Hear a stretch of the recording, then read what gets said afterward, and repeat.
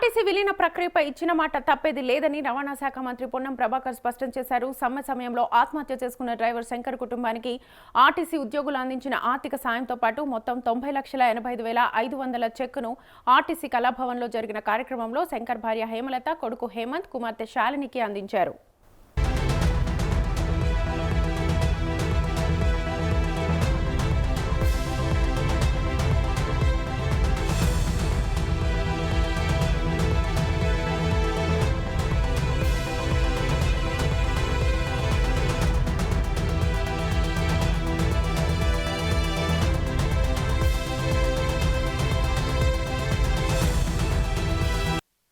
శంకర్ కొడుకు ఆర్టీసీలో ఉద్యోగం, కుటుంబానికి ఇల్లు మంజూరు చేశామన్నారు. ఆర్టీసీ కార్మికుల కోసం ప్రాణత్యాగం చేసిన డ్రైవర్ శంకర్ కుటుంబానికి ఆర్టీసీ ఉద్యోగులంతా అండగా నిలవడం అభినందనీయమన్నారు మంత్రి పొన్నం ప్రభాకర్.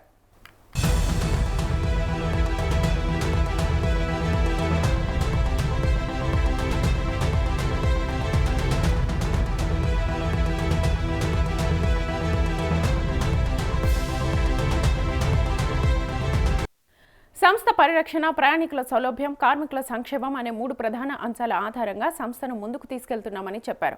కార్మిక సంఘాల ఎన్నికల అనంతరం 4 మంత్రులు, అధికారుల కమిటీ తీసుకున్న నిర్ణయం మేరకు ఆర్టీసీ విలీన ప్రక్రియను ప్రారంభిస్తామని తెలిపారు. క్యూర్ ఏరియాలో అత్యాధునిక బస్ టెర్మినల్ను నిర్మిస్తామని, గ్రామాల నుంచి రాజధాని వరకు కొత్త రూట్లలో బస్సులు నడుపుతూ మెట్రో, ఎంఎంటీఎస్ సర్వీసులతో ఆర్టీసీని అనుసంధానం చేసి రవాణా వ్యవస్థను మరింతగా బలోపేతం చేస్తామని చెప్పారు. ఈ కార్యక్రమంలో ఆర్టీసీ ఎండీ నాగిరెడ్డి, ఆర్టీసీ అధికారులు, ఉద్యోగులు పాల్గొన్నారు.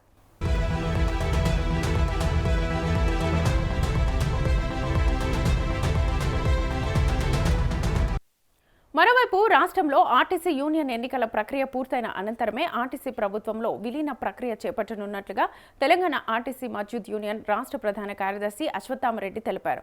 ఆర్టీసీ యూనియన్ ఎన్నికల ప్రచారంలో భాగంగా కామారెడ్డికి వచ్చిన ఆయన ఆర్ఎండ్బి అతిథి గృహంలో కీలక వ్యాఖ్యలు చేశారు. రాష్ట్ర వ్యాప్తంగా అన్ని డిపోలలో యూనియన్ ఎన్నికలు పూర్తయిన తర్వాతే విలీన ప్రక్రియ ప్రారంభమవుతుందని తెలిపారు. ప్రస్తుతం ఎన్నికల ప్రక్రియ ప్రారంభమైందని, ఎన్నికల అనంతరం యూనియన్లకు సంబంధించిన తదుపరి ప్రక్రియ కొనసాగుతుందని పేర్కొన్నారు.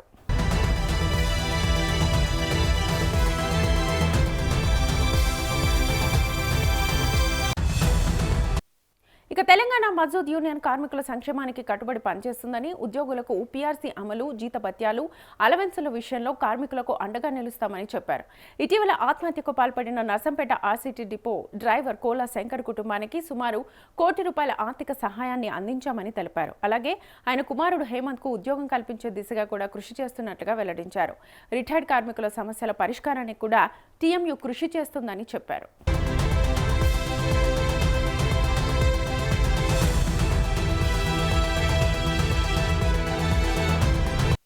ఇక ఆర్టీసీ సంస్థ పరిరక్షణ, ప్రయాణికుల సౌకర్యం, కార్మికుల సంక్షేమం అనే 3 అంశాలే తమ ప్రధాన లక్ష్యాలని స్పష్టం చేశారు.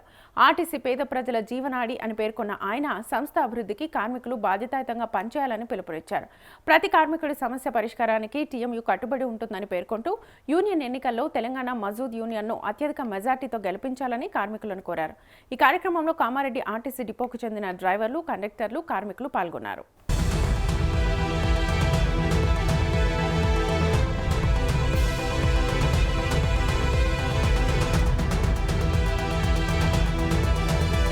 విలీనానికి సంబంధించి కూడా మిమ్మల్ని చెప్తా ఉన్నాం. ఈ ప్రభుత్వం మాట తప్పదు అనేటువంటి మాట మనం చెప్తా ఉన్నాం. అందరి సంఘ ప్రతినిధుల ముందర తీసుకున్న నిర్ణయం, ఉప ముఖ్యమంత్రి 5 మంత్రులు కలిసి, చీఫ్ సెక్రటరీ 5 అధికారులు కలిసి 40 సంఘాల ప్రతినిధుల ముందర తీసుకున్న నిర్ణయం ప్రకారంగా ఎన్నికల ప్రక్రియ కొనసాగుతోంది. గుర్తింపు సంఘం అధికారులతో కమిటీ వేస్తాం. భవిష్యత్తులో ఎటువంటి సమస్య రాకుండా ఉండే విధంగా విలీన ప్రక్రియ చేసే బాధ్యత ఈ ప్రభుత్వం నేను రాష్ట్ర రవాణా శాఖ ముఖ్యమంత్రి గారు చాలా స్పష్టంగా అందరి ముందు కూడా ఈ యొక్క మాట చెప్పినాడు. ఆ సందర్భంలో ఒక మాట చెప్పినాడు, మీ అందరు కూడా చెప్పినారు. ఆ రోజు మనం కూడా అధికారులు మేమేదో ఎక్కడి నుంచో ఆకాశం నుంచి ఊడిపడ్డాం అనుకోవద్దు. కార్మికులు కూడా మన కుటుంబ సభ్యులే, వాళ్ళతో సత్ప్రవర్తన ఉండాలన్నారు. దాని మీద వెంటనే 48 గంటల మీటింగ్ పెట్టి క్షేత్రస్థాయికి ఆదేశాలు ఇచ్చినటువంటి మాట కూడా మీ అందరికీ తెలుసు.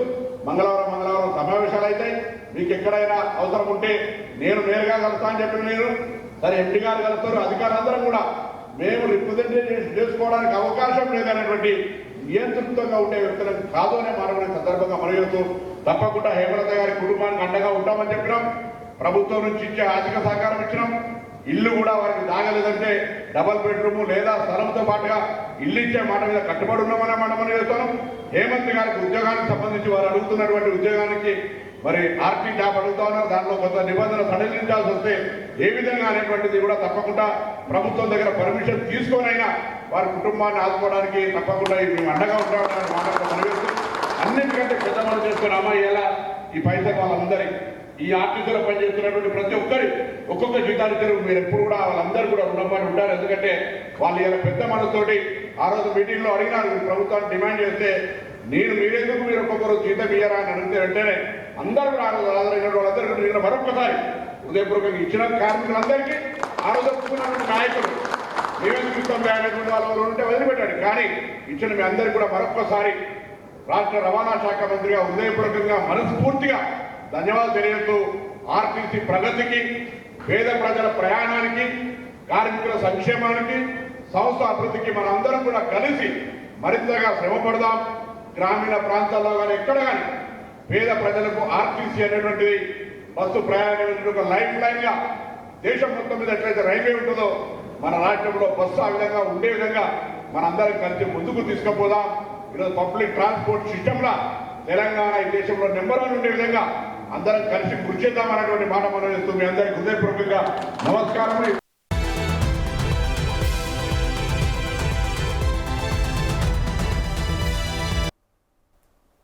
రెడ్డికి ఇదే అంశానికి సంబంధించి ఫుల్ డీటెయిల్స్ మా ప్రతినిధి ప్రభాకర్ అడిగి తెలుసుకుందాం. ప్రభాకర్. శ్వేత, ఆర్టీసీ విలీన ప్రక్రియపై ఇచ్చిన మాట తప్పేది లేదనేది రవాణా శాఖ మంత్రి పొన్నం ప్రభాకర్ స్పష్టం చేసినట్టుగా తెలుస్తా ఉన్నది.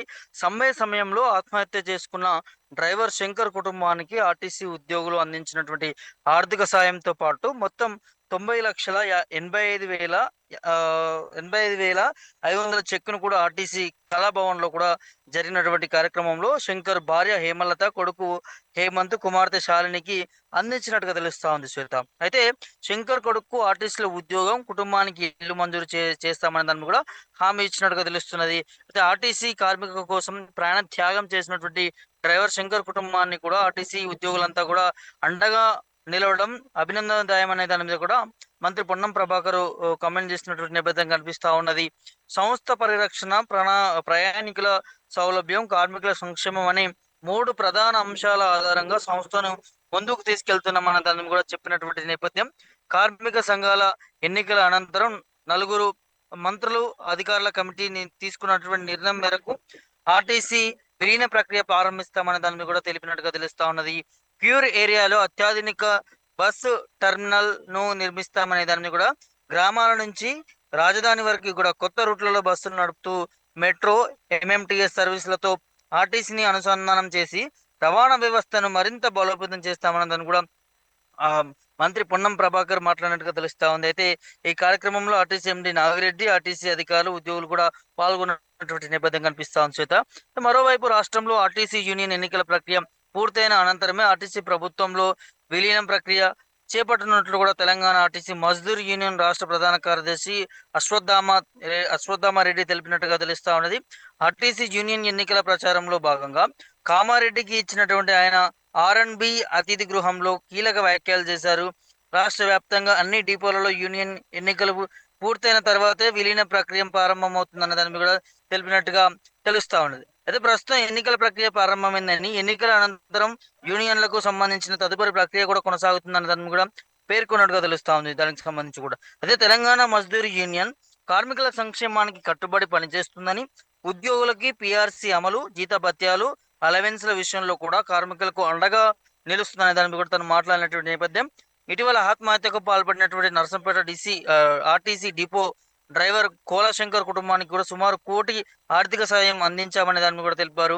అలాగే ఆయన కుమారుడు హేమంత్ కు ఉద్యోగం కల్పించే దిశగా కూడా కృషి చేస్తున్నట్లు వెల్లడించారు. అయితే రిటైరు కార్మికుల సమస్యల పరిష్కారానికి కూడా TMU కృషి చేస్తుందనే దాన్ని కూడా చెప్పినట్టు నేపథ్యం.